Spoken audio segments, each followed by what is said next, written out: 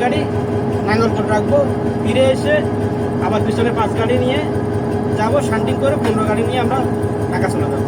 ট্রেনটা এখন মিনিট পারে নাঙ্গলকোট আগে ট্রেনটা দুর্ঘটনা ঘটছে। 12:30টার ট্রেনটা চট্টগ্রামকে ছেড়েছে। কোনো লোকজন ক্ষয়ক্ষতি হয় নাই। ট্রেনটা আসতে স্লো ছিল, স্লো থাকার কারণে একটা বুগি পড়ে গেছে। 12:40 আছে, 12:30 ছাড়ার কথা। সেই জায়গায় ট্রেনে পৌঁছেছি আপনার পাক্কা আপনার 1 ঘন্টা 50 মিনিটে।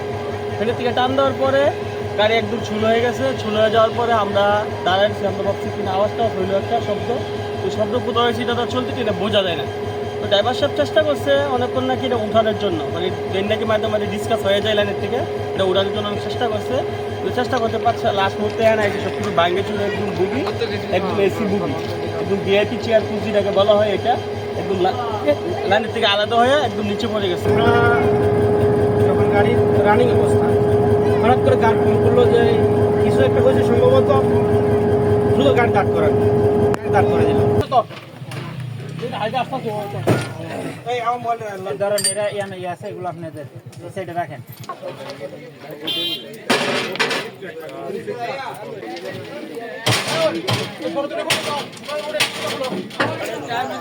রাস্তা লোক